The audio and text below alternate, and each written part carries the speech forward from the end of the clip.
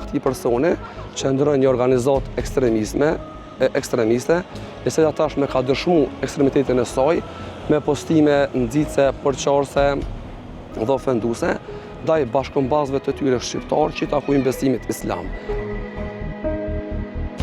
Urbanizmi na ka njoftuar që as nuk kanë aplikuar me leje përmes emailës, as përmes telefonit, as në mënyrë të drejtë për drejtë, por në kur farë forme të kërkimlesë për ndërtim në atë zonë.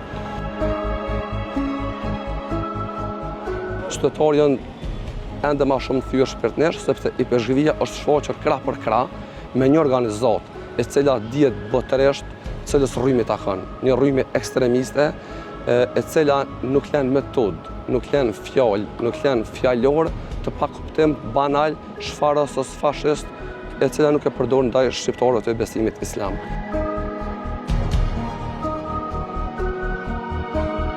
Së organizatë e shoqërisë civile na zakonisht merren me probleme socio-ekonomike të qytetit tonë, me probleme lokale, ku qytetarët të ndryshëm adresojnë ankesa ose kërkesa përmes neve dhe të komuna.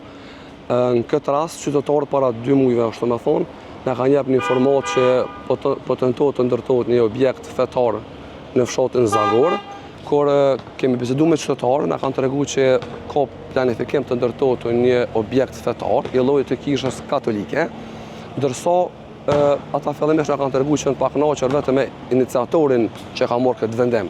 Këtë rast personi apostrofum ndaj cilit ka dhe kallëzim penal në Prokurorinë Speciale të Kosovës për nxitjet, përçarje, urrëtie dhe mosdorim fetar atësore kështu me radhë. Mirë po, kur kanë filluar që të bëhen publike njoftimet e personit në fjalë, është dalë që propa këtij personi që ndron një organizatë ekstremiste, e cila tashmë ka dëshmuar ekstremitetin e saj me postime nxitse, përçarëse dhe ofenduese ndaj bashkëmbasëve të tyre shqiptar që i takojnë besimit islam. Cila organizata? Është organizata Lëvizja për Rikthem, që është si motor ose dege organizatës Lëvizja e Deçanit, që tashmë dihet botërisht, postimet e tyre në rrjetet sociale janë publike, dalin hapun edhe në intervista, në gazeta kështu me radhë.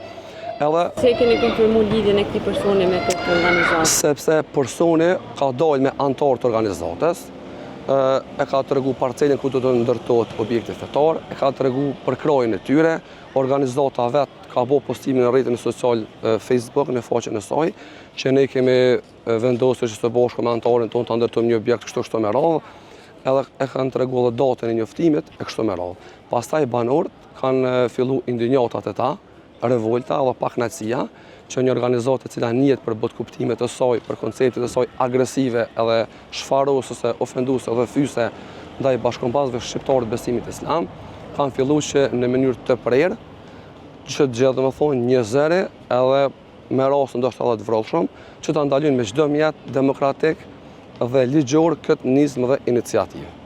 Fillimisht nëpërmjet avokatëve të ndryshëm është dorëzuar kallëzimi penal ndaj personit i cili ka liru parcelën ose ja ka fal parcelën IPZhG-së të Kosovës. Pastaj në emër të qytetarëve kemi dorëzuar edhe shkresë në komunë me shqyrtuar se a kanë aplikuar për leje në urbanizëm apo është janë proces e kështu me radhë. Urbanizmi na ka njoftuar që as nuk kanë aplikuar me leje përmes emailës, as përmes telefonit, as në mënyrë të drejtë për drejtë, por në kur farë forme të kërkimlesë për ndërtim në atë zonë. Gjithashtu, pastaj kemi dërguar edhe shkresë te kryetari i komunës, se mos është ndonjë pazar politik, ose mos është diçka që qytetarët janë pa informuar edhe nuk po e kuptojnë në mënyrë ligjore. Gjithashtu kemi dorëzuar shkresë tek policia e Kosovës. Kush janë këta qytetarë, dhe gjallë për një grup vogël persona apo qytetarët e fshatit të rreth? Në fakt, Zagora është e pabanueshme. Ka qenë e banueshme ndoshta 40 vite më parë 50, është e pabanueshme dhe banorët e Zagorës banojnë në fshatrat për rreth, që i përfshin Tridonicat edhe fshatin Samadrez. Banorët kanë pronë ato, kanë trashëgimi e kështu me radhë. Edhe është një pozitë mes të 4 fshatrave, është një pozitë strategjike, një pozitë e dukshme, e që në fakt domethënë këto ende më shumë shtohet indinjata banorëve, sepse po të kish pas banor shqiptar besimit katolik, të cilët janë konvertuar supozojna 20 vjet, 30 persona kanë mujt me ndërtu një kish në lagjën e tyre ku jetojnë, cilët do nga fshatrat, si në Maxhuna, si në Samadrez, si në Tridonicat e kështu me radhë. Mirë po, projekti i cili po presupozohet të ndërtohet, i takon vazhdimit së projekteve të kishës së Llaposhnikut.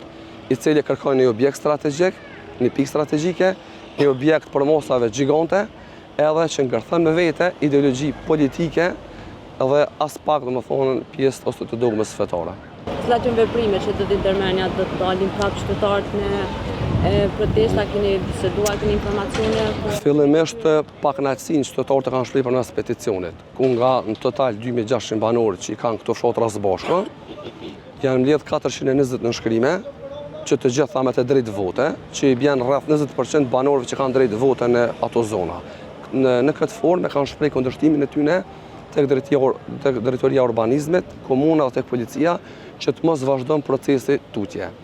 Ndërsa është paraprodhur një protestë nga vetë banorët me datën 17 gusht, sepse me datën 18 se është planifikuar i peshqvia së bashku me lëvizjen për rikthim e kanë planifikuar vendosjen e gërthemeli dhe ceremoninë e pagëzimit të disa persona. Mirë, po në këtë rast, fatkeqësisht mund të them, qytetarët janë ende më shumë thyer shpirtnesh, sepse i peshqvia është shfaqur krah për krah me një organizatë e cila dihet botërisht cilës rrymë ta kanë, një rrymë ekstremiste, e cila nuk lën metodë, nuk lën fjalë, nuk lën fjalor të pakuptim banal, shfarës ose fashist, e cila nuk e përdor ndaj shqiptarëve të besimit islam. Pro qytetarët po absolutisht.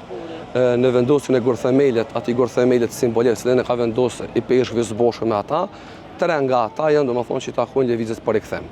Pastaj kemi edhe postimin zyrtar të lëvizjes për rikthim, pastaj ka edhe foto të panumërta që zyrtarët i peshqvisë drekojnë, kanë përshëndetje, po them kushtimisht përqafime, dreka, dorka së bashku me lëvizjen e dyqanit, me lëvizjen për rikthim, dhe kjo i ka lënduar më së shumti banorët, sepse na si shqiptar gjithmonë kemi besuar që i peshqvia është institucioni vetëm zyrtar që i përfaqëson vëllezërit tonë shqiptarë të besimit katolik. Edhe na kena bindje që sot 80% shqiptarëve katolik në Kosovë nuk e përkrojnë lëvizjen se ne ka bë i peshqve. As nuk është konsultuar me banorët, as nuk ka orë mënyrë paqësore, as nuk ka orë mënyrë vllazërore mirëkuptuese, sepse konaku i shqiptarëve është gjithmonë i hapur për pavarësisht cilës përkatësi fetare takojnë shqiptarët, mirë po ka orë në një mënyrë klandestine, në një mënyrë tinxore. Gjithashtu kemi informacione që ka kërkuar ndihmë edhe prej KFOR-it. Kjo shkakton ende më shumë pakënaqësinë edhe indignacion e banorëve. Para mendoni po vjen i peshqve, një vëllai joni shqiptar, me gjak edhe me gjuhë, po vjen në një qytet shqiptar, tërësisht shqiptar, po e kërkon ndihmën e KFOR-it. Prej kujna? Shtrohet pyetja. Na gjithë kemi kolegë që i takojnë besimit katolik, kemi pasur në studime, kemi pasur në punë, kemi ardhur me ta të shkëlqyeshme. Mos flasim më për banorët që janë të Klinës, që janë të Istokut, që janë Gjakovës, që janë Prizrenet, harmoninë e tyre që e kanë së bashku me shqiptar katolik, ndërsa i peshqve bën një veprim shumë politik dhe ideologjik, duke kërkuar mbrojtje nga KFOR-i në raste diçka që mund të ndodhë më shtohet. Kjo pra i ka shtyr gjitha limitet e banorëve për mirëkuptim, edhe për dashamirësi ndaj kësaj klase e cila sot do vëç i peshqvinë e Kosovës.